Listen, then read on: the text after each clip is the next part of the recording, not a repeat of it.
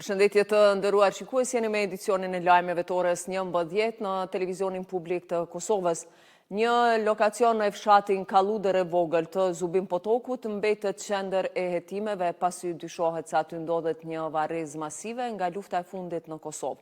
Prokuroria Speciale ka konfirmuar se me urdhër të gjykatës themelore në Prishtinë po zhvillohen zhvarrosje, ekzaminime forenzike dhe procedura për identifikimin e mbetjeve mortore. Në vendngjarje janë angazhuar ekipet e Institutit Mjekësisë Ligjore të Policisë së Kosovës dhe zyrtarët e EULEX-it, të cilët po ofrojnë mbështetje gjatë operacionit. Ndërkohë Instituti i Mjekësisë Ligjore, pas vlerësimeve preliminare, ka konfirmuar se mbetjet mortore janë me origjinë njerëzore dhe se punimet do të vazhdojnë ditëve në vijim.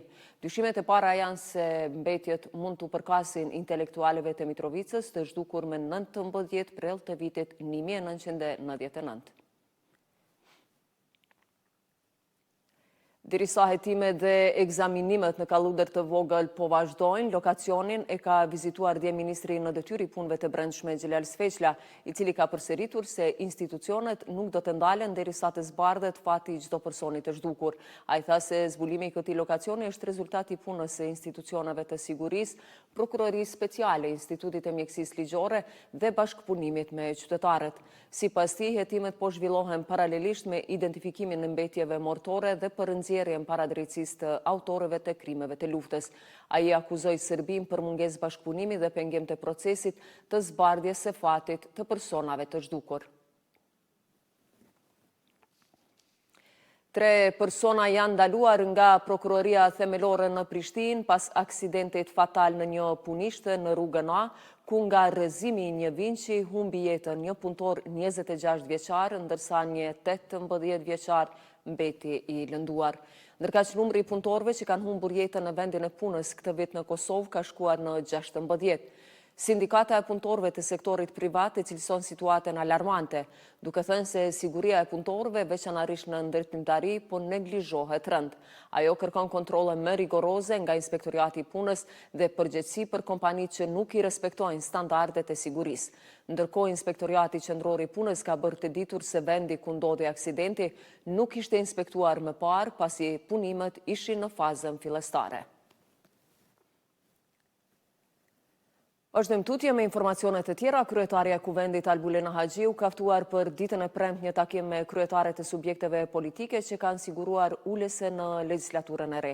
Mbledhja do të nisë në orën 11 dhe synon përgatitjen e seancës konstituive të Kuvendit, e cila është caktuar me 6 gusht. Në renditet e seancës konstituive parashihen formimi i komisionit të përkohshëm për verifikimin e kuorumit dhe mandateve të deputetëve, betimi i deputetëve si dhe zgjedhja e kryetarit dhe nënkryetarëve të Kuvendit. Sipas procedurave parlamentare, mbledhjen përgatitore e thret kryetari i legjislaturës së kaluar, ndërsa seanca konstituive drejtohet nga deputeti më i moshuar, i asistuar nga deputeti më i ri. Një ditë para mbajtjes së Kuvendit të jashtëzakonshëm të Lidhjes Demokratike të Kosovës, ku pritet të votohet për shkarkimin ose jo të kryetarit Lumir Abdigjiku, kjo parti ka reaguar duke dënuar si thuhet çdo formë presioni ndaj delegatëve. Në reagimin e LDK-s thuhet se pamjet e publikuara në Opinion, ku pretendohet se zyrtarët e Komunës së Prishtinës kanë ushtruar presion ndaj një delegati përmes kërcënimeve që lidhen me vendin e punës së një familjarit të tij, janë të papranueshme. Sipas LDK-s, veprimet e tilla janë në kundërshtim me vlerat dhe parimet e partisë, statutin e saj, si dhe me ligjin. Kuvendi i jashtëzakonshëm i LDK-s pritet të vendosë për të ardhmen e kryetarit aktual të kësaj partie, Lumir Abdigjiku.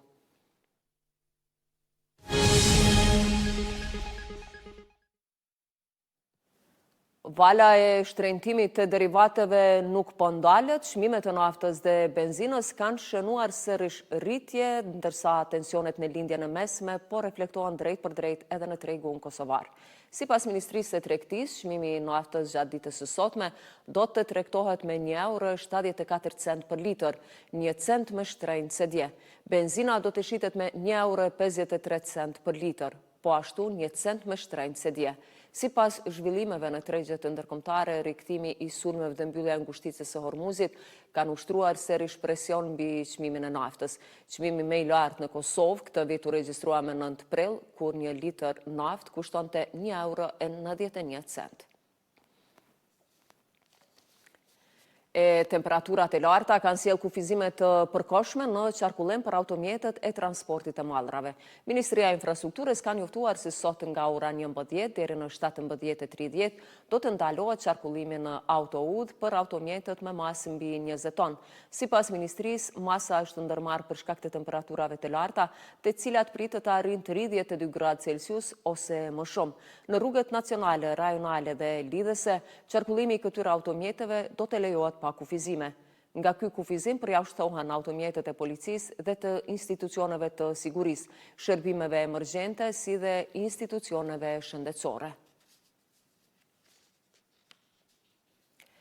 Ndrojmë temë të informacionit, një person është arrestuar në Vërmic të Prizrenit pasi është kapur në flagrancë nga policia e Kosovës duke transportuar 3 shtetas të Pakistanit. Sipas policisë, i dyshuari shtetas kosovar është ndaluar gjatë kontrollit, ndërsa 3 persona që po transportoheshin janë duke u trajtuar sipas dispozitave të ligjit për të huajt.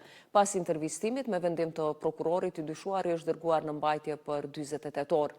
Rasti është cilësuar si kontrabandim e migrant dhe vazhdon të hetohet nga organet kompetente.